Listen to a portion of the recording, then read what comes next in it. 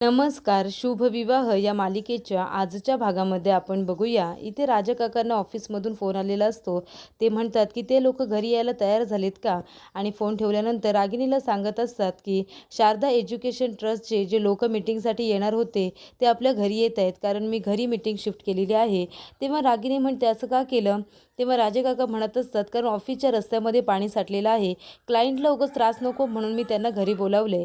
तेव्हा रागिणी म्हणते, बरं झालं तुम्ही त्यांना घरी बोलावलंत. त्यांच्या कितीतरी शाळा आहेत आणि ते शाळेतील मुलांसाठी ते फ्रीमध्ये युनिफॉर्म देत असतात आणि त्या युनिफॉर्मचं कॉन्ट्रॅक्ट आपल्याला मिळालेलं आहे. तेव्हा राजकाका म्हणतात की साधंसुद्धा कॉन्ट्रॅक्ट नाही आहे, 25 कोटीचं कॉन्ट्रॅक्ट आहे. तेव्हा रागिणी म्हणत असते, काही झालं तरी हे कॉन्ट्रॅक्ट आपल्यालाच मिळालेलं हवं, कारण खूप महत्त्वाचं कॉन्ट्रॅक्ट आहे. तेव्हा इथे पौर्णिमाच्या डोक्यामध्ये लगेच प्लॅन येतो आणि ती म्हणते, मी तुम्हाला एक सुचवू का? आज ते लोक मीटिंगसाठी आपल्या घरी येणार आहेत. त्या लोकांबरोबर मीटिंग आकाश जिजूंना करायला सांगा ना. तेव्हा रागिणी म्हणत असते, पौर्णिमा तुझं डोकं तरी ठिकाणावर आहे ना, काय बोलतेस तू? तेव्हा पौर्णिमा म्हणते, मी बरोबरच बोलते. भूमिताईचं असं म्हणणं आहे ना की आकाश जिजू ऑफिसला जाऊन ऑफिसमधलं काम करू शकतात, तर आता ते लोक घरीच येत आहेत, तर त्यांच्याबरोबर जे प्रेझेंटेशन करायचं आहे ते आकाश जिजूंनाच द्या. म्हणजे आत्ताच आपल्या लक्षात येईल ना की आकाश जिजूंची लायकी. ते असं म्हणते आणि लगेचच गप्प बसते आणि म्हणत असते की आकाश जिजू ऑफिसचं काम करण्यामध्ये लायक आहेत की नाही, म्हणजे योग्य आहेत की नाही ते आपल्याला कळेल हो, असं म्हणायचं आहे मला. तेव्हा पौर्णिमा म्हणत असते की आजची मीटिंग आहे ना ते आकाश जिजूंना करू दे. राजकाका म्हणत असतात की पौर्णिमा तुझं डोकं असं उलटं कसं काय चालतं गं? तुझे काही बोलतेस ना ते मला अजिबात पटत नाही आहे आणि आपल्याला ते परवडण्यासारखं सुद्धा नाही आहे. एवढी मोठी रिस्क आपण नाही घेऊ शकत. तेव्हा रागिणी म्हणत असते, अशक्य पण नाही आहे ना, आपण हे शक्य करून दाखवू शकतो. तेव्हा भूमी म्हणत असते, आता तुम्ही हे काय बोलताय? तेव्हा रागिणी म्हणते, हो भूमी, मी अगदी बरोबर बोलते. आकाश ऑफिसला येऊ शकतो, तो ऑफिसमधली सगळी कामं करू शकतो, असा तुझा अट्टहास आहे ना. मला तुला हे सांगून द्यायचं आहे की आकाश लगेच ऑफिसला येऊ शकत नाही. पण जर तुझा विश्वास असेल की आकाश ऑफिसमधली कामं करू शकतो, तर आपण त्याला एक संधी देऊन बघायला काही हरकत नाही आहे. तेव्हा भूमी म्हणत असते, आत्या मला असं वाटलं होतं आकाश ऑफिसला येईल, त्याचं मन तिथे रमेल आणि तो लवकर बरा होण्यासाठी आपण काहीतरी प्रयत्न करतोय असं मला वाटलं. पण तुम्ही लगेच एवढी मोठी जबाबदारी आकाशवरती टाकू नका. तेव्हा रागिणी म्हणते, अगं एवढी मोठी जबाबदारी कुठे आहे आणि आकाशला फक्त प्रेझेंटेशन द्यायचं आहे. ही घे फाईल, ह्याच्यामध्ये सगळं काही लिहिलेलं आहे आणि तू त्याच्याकडून तयारी करून घे ना. आणि फक्त काय बोलायचं आहे की आपलं कापड किती महत्त्वाचं आहे. 4 वाक्य जरी आकाशला बोलता आली ना आणि जर त्यांनी प्रेझेंटेशन व्यवस्थित दिलं तर मी परवानगी देईन आकाशला ऑफिसमध्ये येण्याची. आणि जर त्याला हे नाही जमलं तर तू पुन्हा ऑफिसचा विषय माझ्यासमोर काढायचा नाही, तो इथेच संपलेला असेल. तेव्हा इथे रागिणी म्हणत असते, आणि तू काळजी करू नको, आम्ही सगळेजण असणारच आहोत ना आकाश बरोबर. आम्ही काही त्याला एकटं सोडणार नाही आहोत. फक्त आकाशला प्रेझेंटेशन द्यायचं आहे इतकंच. ही घे फाईल घे आणि याच्यामध्ये जसं लिहिलं आहे तशी तू आकाशकडून तयारी करून घे. तेव्हा आकाशसुद्धा इथे घाबरलेला असतो आणि भूमीसुद्धा घाबरलेली असते, कारण एवढ्या मोठ्या कॉन्ट्रॅक्टचं प्रेझेंटेशन करणं काही खायचं काम नसतं आणि ती जबाबदारी आता आकाशवरती दिलेली असते. आणि पौर्णिमाने हे सगळं जाणून बुजून केलेलं असतं, कारण आकाशला या रेसमधून तिला बाहेर काढायचं असतं. तर इथे पौर्णिमा म्हणत असते आपल्या मनामध्ये, भूमी आता मी पण बघते ना आकाश जिजूंकडून कशी तयारी करून घेतेस ती. तर इथे आकाश आता तयारी करण्यासाठी बसलेला असतो. तो म्हणत असतो की देवा, मला व्यवस्थित प्रेझेंटेशन करता येऊ दे, आणि तो आपली प्रॅक्टिस चालू करतो. तेव्हा तिथे पौर्णिमा येऊन त्यांनी म्हणते, आकाश जिजू काय तुम्ही कधीपासून तुम्ही तुमचं काम करताय, अभ्यास करताय, म्हणजे अगदी तहानभूक हरवून गेलाय तुम्ही. बरं हे घ्या, आता ते मीटिंगसाठी कधीही लोक येतील, तुम्ही काहीतरी खाऊन घ्या ना. तेव्हा आकाश म्हणतोय, पौर्णिमा वहिनी तू माझा वेळ वाया नको घालवूस, मला काही खायचं प्यायचं नाही आहे, मला अभ्यास करायचा आहे. तेव्हा पौर्णिमा म्हणत असते, भाऊजी अहो थोडं तरी खा ना, तुम्ही तिकडे तुमचं काम करा, मी इकडे तुम्हाला भरवते. तेव्हा इथे पौर्णिमा भरवायला जात असते आणि आकाश करणार असतो. तेवढ्यातच पौर्णिमा म्हणते, तुम्हाला फक्त आहे ना एवढंच करता येणार आहे आणि हेच तुम्ही करत राहा. घरी राहायचं, तुम्हाला कुणीतरी भरवेल, तुम्ही फक्त करायचा आणि चावून गिळायचं, एवढंच तुम्ही करू शकता. तेव्हा इथे आकाश म्हणत असतो, पण मी कुठे तुझ्याकडे खायला मागितलंय? तेव्हा पौर्णिमा म्हणते, नाही मागितलं तरीसुद्धा तुम्ही न मागता तुमच्यापर्यंत सगळ्या गोष्टी येतातच ना, एवढंच तर येतंय तुम्हाला.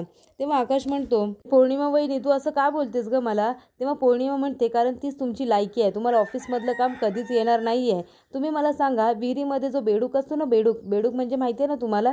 तेव्हा आकाश म्हणतो, हो माहिती आहे मला. तेव्हा पौर्णिमा म्हणत असते, बेडूक कसा कितीही फुगला तरी त्याचा बैल होत नाही. तेव्हा आकाश म्हणत असतो, हां मला माहिती आहे त्याचा बेडूकचा कधी बैल नाही होत. तेव्हा पौर्णिमा म्हणते, तसं तुम्ही आहात, तुम्ही बेडूकात बेडूक. तुम्ही कितीही फुगलात ना तरीसुद्धा तुमचा अभिजित कधीही होणार नाही. तेव्हा आकाश म्हणतोय, पौर्णिमा वहिनी तू मला असं का बोलतेस? तू मला बोलतेस ना त्यामुळे मला वाईट वाटतंय. तेव्हा पौर्णिमा म्हणते, वाईट वाटतंय ना? मग तसंच मलासुद्धा वाईट वाटलं होतं. कारण जेव्हा तुमच्या बायकोने भूमीने प्लॅनिंग करून अभिजितची खुर्ची तुम्हाला दिली होती ना, तेव्हा मलासुद्धा असाच राग आला होता, कळतंय का तुम्हाला? आणि एक गोष्ट मी तुम्हाला सांगते, तुमची अजिबातच लायकी नाही आहे ऑफिसमध्ये जाऊन काम करायची. तुम्ही फक्त खायचं, प्यायचं आणि झोपायचं एवढंच येतं तुम्हाला. आणि तुम्ही काय ऑफिसमध्ये जाऊन काम करणार असं अजिबातच होणार नाही. एक गोष्ट लक्षात ठेवायची, तुम्हाला ना हे प्रेझेंटेशन करता येणार आहे ना तुम्हाला ऑफिसमधली कामं करता येणार आहेत. कळलं का तुम्हाला? तेवढ्यातच तिथे भूमी येते आणि म्हणते, पौर्णिमा तुझी हिंमत कशी झाली आकाशला हे सगळं बोलायची? आता जर आकाशच्या नादी लागलीस ना तर इकडचं थोबाड तिकडे करून ठेवीन, कळलं ना तुला? आणि तू का आलीस गं त्याचा इथे कॉन्फिडन्स लो करायला? तुझी काहीच गरज नाही आहे हे सगळं बोलायची. तेव्हा पौर्णिमा म्हणत असते, मी कुठे गं त्यांचा कॉन्फिडन्स लो करते? तो आधीच त्यांच्यामध्ये अजिबातच नाही आहे आणि आता तर तो अजिबातच नसेल, कळतंय ना? मी खरं तेच बोलले, पण तुम्हाला खरं ऐकता येत नाही, ते पचवता येत नाही, याच्यामध्ये माझी काही चुकी नाही आहे. आणि पौर्णिमा तिथून निघून जाते. आकाशला खूपच जास्त वाईट वाटलेलं असतं. तेव्हा भूमी त्याच्याकडे बघतच राहते. तर इथे आता अभि म्हणत असतो, आई तू एवढा मोठा निर्णय घेतलायस ना, मला खूप जास्त भीती वाटते. कारण चुकून जर आकाशने चांगलं प्रेझेंटेशन दिलं ना, 4 वाक्य जरी तो बरी बोलला ना तरीसुद्धा हे कॉन्ट्रॅक्ट आपल्याला मिळेल आणि मग ती भूमी आहे ना ती तुला शब्दामध्ये अडकवेल आणि मग आकाशला रोज आपण ऑफिसला घेऊन जाऊ, त्याला रोज आपल्याबरोबर यावं लागेल, कळतंय का तुला? तेव्हा इथे रागिनी म्हणत असते, असं काय होणारच नाही आहे. अरे काय तो प्रेझेंटेशन देणार? 2 वाक्यसुद्धा त्याला धड बोलता येणार नाही आहेत, कळतंय का तुला? सगळी बाहेरची माणसं आहेत, अनोळखी माणसं आहेत, त्याने कधी त्या माणसांना बघितलेलं सुद्धा नाही आहे. त्यांच्यासमोर काय तो प्रेझेंटेशन करणार आहे? तेव्हा इथे अभि म्हणत असतो, तरीसुद्धा आई मला तुझा निर्णय हा काही पटलेला नाही आहे. तेव्हा इथे रागिनी म्हणत असते, नाही रे, मी हे सगळं विचार करूनच केलेलं आहे. जर मी असं केलं नसतं ना ती भूमी अजून 2 दिवसांनी आली असती आणि तिने आकाशच्या ऑफिसचा विषय काढला असता. तेव्हा अभि म्हणतो, मग परत नाही म्हणायचं ना. तेव्हा रागिनी म्हणते, सारखं नाही नाही बोलले असते ना तर घरच्या लोकांमध्ये आपण विलन झालो असतो आणि मग आकाश आता ऑफिसला आला तर आपण जे काही पराक्रम करून ठेवलेत ना पैशांचे, जसं 15 लाखाचं जसं तिने उघडकीस आणला तसं ते सुद्धा आणायला ती कमी करणार नाही. तेव्हा तिथं पौर्णिमा येते आणि म्हणते, असं काय होणारच नाही आहे, आकाश जुजू प्रेझेंटेशन करणारच नाही अशी मी सोय करून आली आहे. तेव्हा रागिनी म्हणते, बाई काय सोय करून आलीस गं तू, सांग आम्हाला पण. तेव्हा अभि म्हणत असतो, हे बघ तुझं युद्ध त्या भूमीबरोबर आहे. तेव्हा पौर्णिमा म्हणते, मला माहिती आहे माझं युद्ध तिच्याबरोबर आहे, पण तिला नाही माहिती तिचं युद्ध माझ्याबरोबर आहे ते. तेव्हा रागिनी म्हणते, बरं आता काय गोंधळ घालून ठेवलंयस ते सांगशील का? तेव्हा पौर्णिमा म्हणत असते, मी आकाश जुजूंना असं काय बोलून आली आहे ना त्यामुळे ते प्रेझेंटेशन द्यायला तयारच होणार नाही. तेव्हा इथे आकाश म्हणत असतो, नाही नाही मला काही जमणार नाही आहे, त्या लोकांच्या समोर जाऊन मी प्रेझेंटेशन देणार नाही. तेव्हा इथे अथर्व म्हणत असतो, अरे आकाश तू असं काय करतोयस, तुला नक्की जमेल, तू प्रयत्न तर कर ना. तेव्हा आकाश म्हणतो, नाही मला जमणारच नाही आहे, मी नाही प्रयत्न करणार. तेव्हा इथे भूमी लगेचच नाटकाला सुरुवात करते आणि ती पाय मुरगळला असं नाटक करते आणि पडते. तेव्हा आकाश म्हणतो, सायकल राणी काय झालं तुला? तेव्हा भूमी म्हणते, आकाश माझा पाय मुरगळला, अरे मला चालताच येत नाही आहे. तेव्हा आकाश म्हणत असतो, सायकल राणी तू माझा हात पकड आणि उठण्यासाठी प्रयत्न कर, तिथे चल बस बरं मी तुला औषध लावून देतो. तेव्हा भूमी म्हणते, नाही आकाश मला नाही जमत आहे. तेव्हा आकाश म्हणतो, सायकल राणी तू प्रयत्नच नाही केलेस तर तुला कसं काय जमेल? तेव्हा भूमी म्हणत असते, मग आकाश तू जर प्रयत्न नाही केलेस प्रेझेंटेशन द्यायला तर तुला कसं जमेल सांग बरं तू. थोडंसं फक्त 2 पावलं पुढे टाक, मी आहे ना तुझ्याबरोबर. तेव्हा मानसी म्हणत असते, हे बघा भाऊजी, जसं तुम्ही ताईला सांगताय ना प्रयत्न करायला तसे तुम्हीसुद्धा प्रयत्न करा, म्हणजे नक्की तुम्हालासुद्धा यश येईल. तर इथे आता शारदा एज्युकेशन ट्रस्टचे लोक आलेले असतात आणि येऊन रघु काका सांगतात की मालकीनबाई इथे लोक आलेले आहेत, तुम्हालासुद्धा बोलवले. तेव्हा इथे आता भूमीला खूप जास्त टेन्शन येतं. अथर्व म्हणत असतो की अरे देवा, हे लोक आलेसुद्धा, आकाशची अजून तयारीसुद्धा झालेली नाही आहे. तेव्हा इथे आता सगळेजण खूपच जास्त टेन्शनमध्ये आलेले असतात.